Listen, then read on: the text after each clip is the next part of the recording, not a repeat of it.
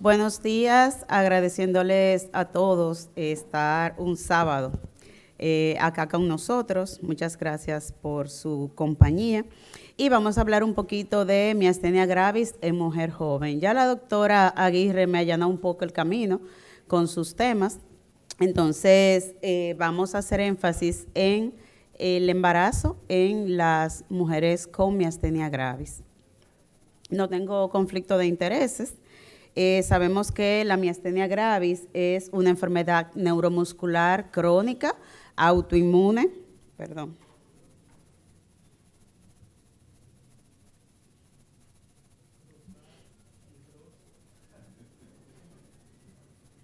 Crónica, autoinmune y es poco frecuente.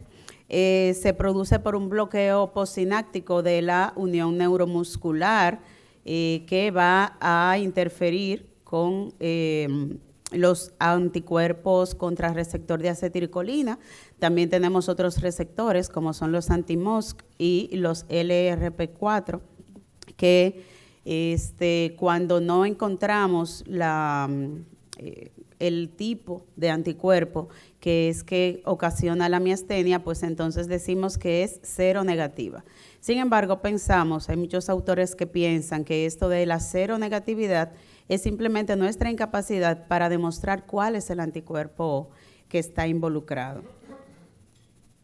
Entonces, en cuanto a la clasificación, según los anticuerpos y la edad de inicio, tenemos que la de inicio temprano normalmente está relacionada con el receptor de acetilcolina, aparece en menores de 50 años y es frecuente que haya hiperplasia tímica. En la de inicio tardío tenemos que casi siempre está asociada al receptor de acetilcolina, aparece en mayores de 50 años y es frecuente que haya atrofia tímica más que hiperplasia o timoma. En la miastenia con timoma casi siempre está relacionada con el receptor de acetilcolina, la edad de inicio puede ser variable. Hay dos picos, en la segunda y tercera década de la vida afecta más a mujeres y en la quinta o sexta década de la vida afecta más a hombres. En cuanto a la miastenia relacionada con anti-MuSK, la edad de inicio es variable y el timo va a estar normal, igual que en la LRP4, el timo va a estar normal y la edad es variable. En la seronegativa es cuando no se han detectado estos anticuerpos y en la miastenia ocular es variable también. La miastenia gravis es relativamente poco común, su incidencia varía según la literatura consultada. Entonces, según la literatura que nosotros revisamos, aparece de 50 a 125 casos por millón de habitantes la incidencia y en cuanto a la prevalencia entre 0.5 y 25 por 100.000 habitantes. Ya esto lo dijimos, en la segunda y tercera década de la vida aparece más en mujeres y entre la quinta y sexta década de la vida pues aparece más en hombres. Es importante saber que la incidencia de miastenia, su serodistribución y la edad de aparición puede variar según la geografía y la etnia de la persona afectada. La miastenia de inicio juvenil es poco común en poblaciones occidentales y en la miastenia hereditaria es rara. Solamente se estima que aparece en un 2% de los casos.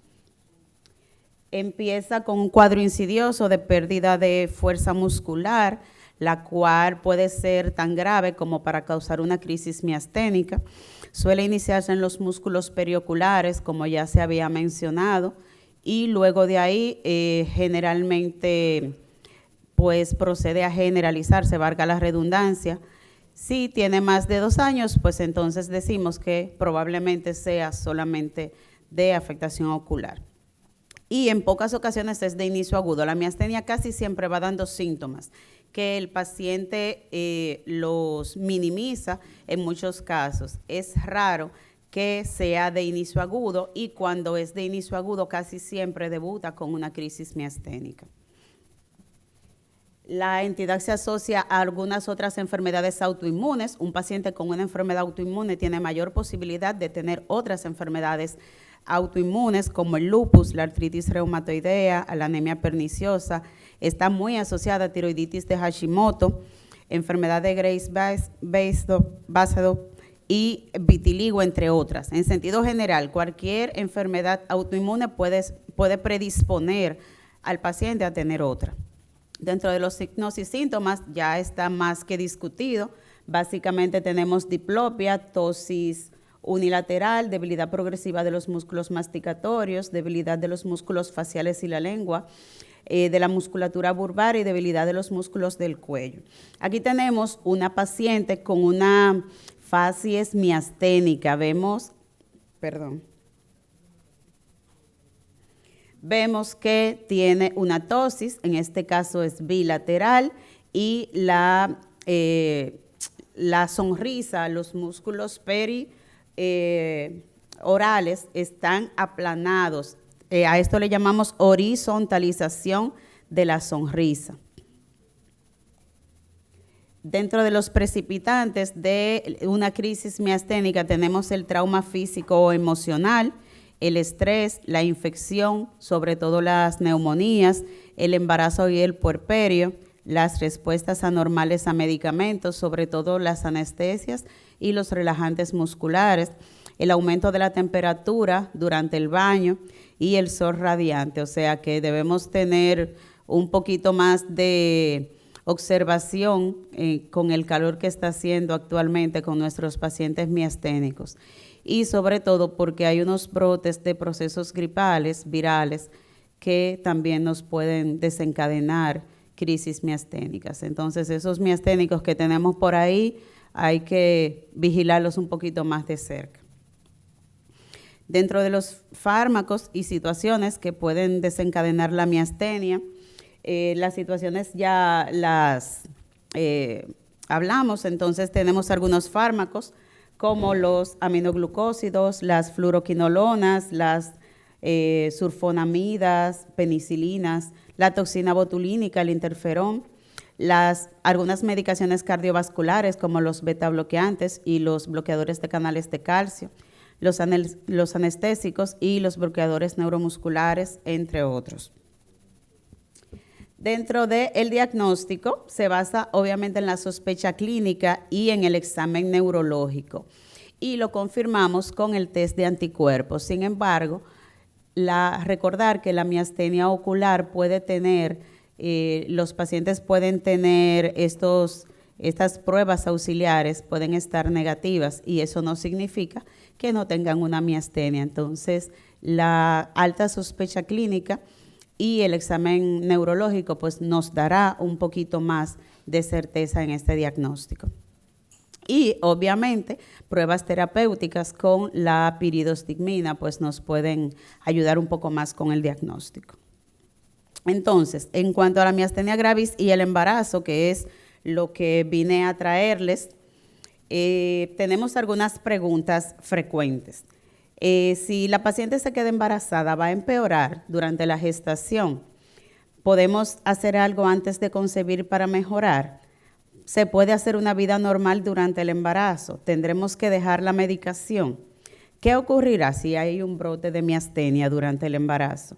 ¿Y se podrá tener un parto normal? Y esas son las preguntas que vamos a responder. Para las madres con miastenia, generalmente el pronóstico es bueno. Entre el 20 y el 30% pueden experimentar exacerbación durante el primer trimestre o durante el posparto y puede ocurrir una mejoría durante el segundo y tercer trimestre. En el mundo ideal, las mujeres miasténicas que están planeando quedarse embarazadas deberían planificar el embarazo. ¿Qué quiere decir eso? Que si se están preparando y quieren tener un bebé, quizás el próximo año, empezar a buscar el embarazo, pues se debe primero tener un estado de síntomas mínimos y ya después entonces comenzar a buscar el embarazo. ¿Qué quiere decir esto? Que debemos estabilizar a la paciente lo más que se pueda con la cantidad mínima de medicamentos necesarios para mantener ese estado de mínimas manifestaciones. Entonces, los objetivos principales son minimizar los síntomas de la madre durante el embarazo, minimizar el riesgo de exacerbación y evitar la exposición potencialmente dañina del feto a inmunosupresores.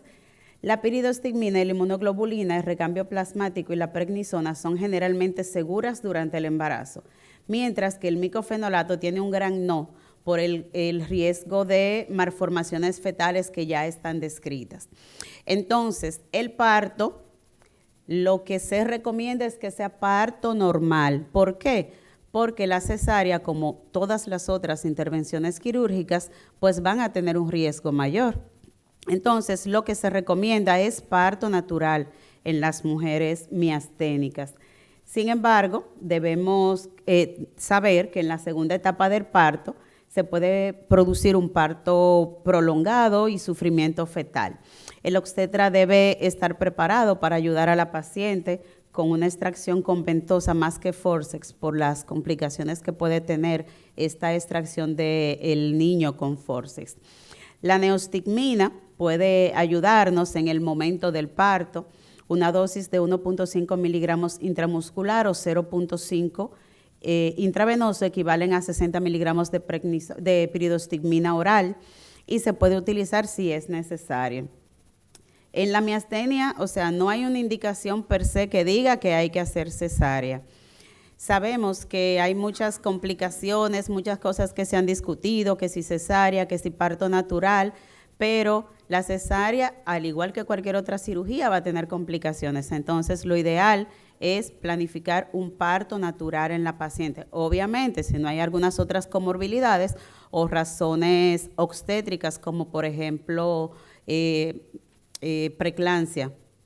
Entonces, los pacientes con miastenia son más sensibles a agentes anestésicos y se deben evitar los relajantes musculares. Lo ideal es que la paciente tenga analgesia epidural durante el parto natural.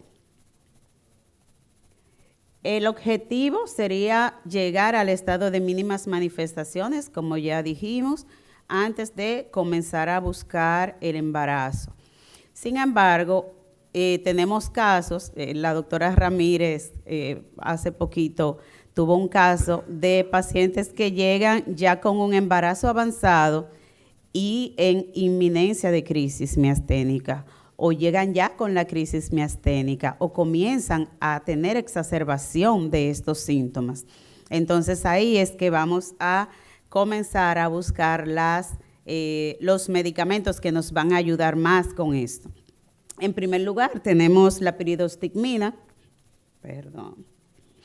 la piridostigmina, que es segura siempre a dosis menores de 600 miligramos y está indicada en casos moderados. Los corticosteroides, que es el tratamiento de elección como inmunosupresor.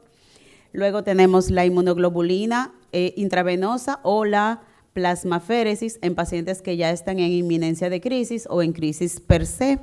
También tenemos la azatioprina, que es para la continuación de la inmunosupresión en pacientes que no han logrado estado de mínimas manifestaciones sin estos ahorradores de esteroides, y la ciclosporina en segundo lugar. Estos son los ahorradores de esteroides que más se recomiendan. El micofenolato tiene un gran no por el riesgo de estas malformaciones congénitas. El metotrexato está completamente contraindicado en estas pacientes y sí se recomienda el rituximab y el eculizumab en estas pacientes para ya el manejo de las exacerbaciones durante el embarazo. Entonces, en cuanto al manejo, la planificación debe instruirse desde temprano. El manejo siempre va a ser multidisciplinario, o sea, debe haber una comunicación constante entre el obstetra, el neurólogo, la persona, el médico que va a recibir a ese bebé, que debe estar ya preparado. Lo ideal sería avisar incluso a un neurólogo pediatra para cuando se vaya a recibir ese bebé, descartar esos datos de miastenia neonatal, que en la mayoría de los casos son transitorios. Recordar que la piridostigmina oral es el tratamiento de primera línea. La prednisona es el agente inmunosupresor de elección. Ya dijimos la azatioprina y la ciclosporina de mantenimiento, y el micofenolato nunca, jamás. El magnesio es un dato importante, es que en la eclampsia o preeclampsia en pacientes miasténicas lo ideal sería evitarlos. el texto que revisamos recomienda el uso de fenitoína o barbitúricos en estos casos, porque se han descrito muertes maternas por el uso del sulfato de magnesio. En cuanto a las crisis o a las exacerbaciones, pues vamos a usar inmunoglobulina intravenosa o recambio plasmático cuando también necesitamos una respuesta más rápida. La tomografía de tórax obviamente está contraindicada por el riesgo de radiación al bebé y la timectomía debería posponerse por los datos, por las cosas que ya dijimos, las complicaciones que puede traer una cirugía de esta magnitud a una paciente embarazada y sobre todo ya con miastenia, ¿verdad? El parto vaginal espontáneo debe ser el objetivo. Sin embargo, pudiera tomarse en cuenta que pudiera necesitarse inducción del parto natural, que perfectamente se puede hacer con los cuidados necesarios. Todos los bebés nacidos de madres miasténicas deben ser evaluados, por eso decimos que el manejo debe ser multidisciplinario, el neonatólogo que vaya a recibir ese bebé debe tener experiencia en miastenia y en su defecto pues debería avisársele también a un neurólogo pediátrico para hacer esa evaluación. Y la artrogrifosis es una complicación rara, pero puede ser reconocible en los pacientes miasténicos. Y para llevar a casa el embarazo en mujeres miasténicas siempre debe ser planificado.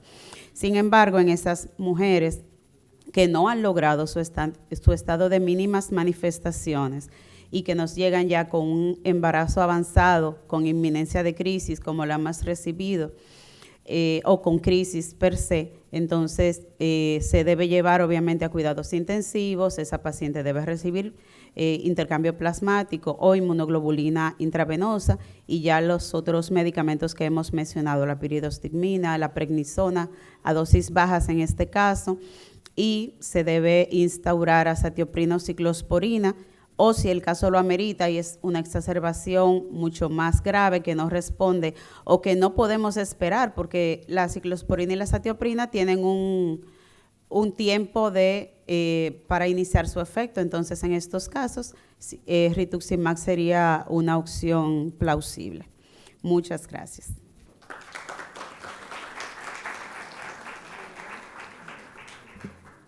Un micrófono. Sí, señor. Ah, por supuesto, sí, porque como que el mensaje decía que era como si fuera la madre. No, en el bebé. Ah, sí. En el bebé de la madre miasténica, sí están descritos. No son tantos los casos, pero sí puede suceder. Mira una cosa, doctora, y yo pido excusa porque yo no estuve desde el principio, pero en la época del siglo pasado, cuando yo solía tratar miastenia, tuve experiencia con azatioprina y en ningún momento yo he oído que mencionan en algunos casos que había refractoriedad. ¿Eso existe todavía en la farmacopea para este tipo de pacientes, sobre todo los juveniles, miastenia juveniles y esas cosas? Sí, pueden haber casos refractarios. De hecho, en Plaza de la Salud tenemos una jovencita que nos ha dado mucha agua de beber, como dicen en buen dominicano. Sí hay refractariedad. En el ejemplo de esa jovencita, nunca ha respondido a azatioprina, el micofenolato le pasa por encima. Actualmente estamos en rituximab, pero esa niña hacía entre 3 y 4 crisis miasténicas al año, que ameritaba inmunoglobulina, intercambio plasmático, ingreso a intensivo y todo lo demás. Sí, doctor Mena.